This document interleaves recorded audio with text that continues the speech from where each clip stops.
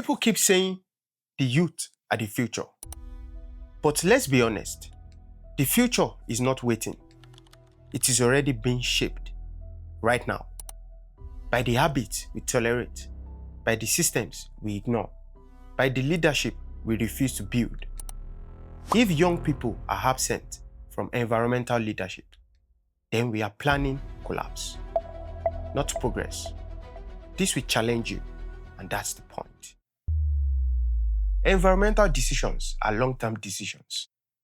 Flood today, eat tomorrow, food insecurity next decade, water scarcity after that.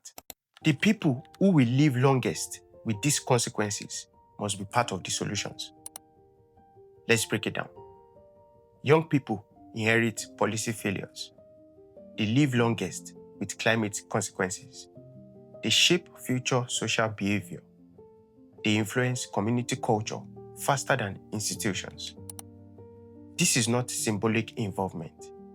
It is strategic necessity. Here is where many systems fail. They invite youth for visibility, not for authority.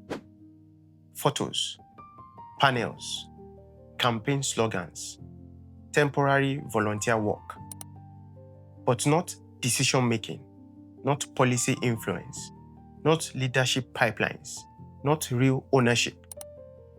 That is not empowerment. That is decoration. Leadership is not age. It is responsibility. Real environmental leadership means organizing community sanitation systems, leading local restoration projects, building recycling and awareness initiatives, creating policy advocacy movements, holding institutions accountable, mentoring younger students into discipline. Leadership begins before permission is given, because responsibility does not wait for title. Potential without guidance is wasted. Many young people care, but passion without structure dies quickly. Let's break it down. No mentorship, no institutional access, no leadership training, no policy education, no long-term support systems. We cannot demand excellence from unsupported people. If the next generation is expected to lead, someone must teach them how. This responsibility belongs to everyone, not government alone. Let's break it down. Schools must teach environmental responsibility early.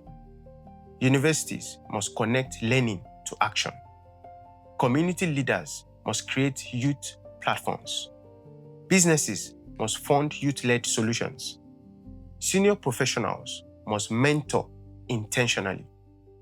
Government must stop treating youth as campaign tools. If leadership is never transferred, collapse becomes inheritance. When young people are disconnected, society pays.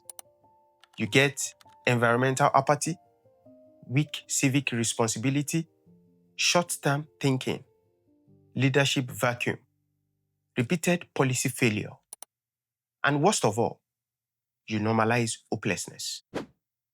A generation that believes nothing can change will stop trying. That is dangerous.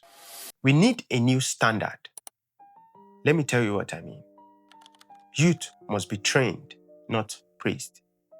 Leadership must be earned through discipline. Mentorship must be intentional. Environmental service must be respected. Long-term thinking must become cultural.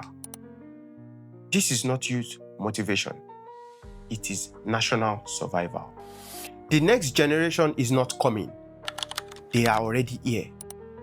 The real question is not whether young people can lead. It is whether older systems will make room for responsibility. Because a country that refuses to prepare its youth is preparing its own decline. So tell me, are we truly preparing young people to lead, or just asking them to wait? Let me know your opinion in the comments, and I will see you on the next one. Bye for now.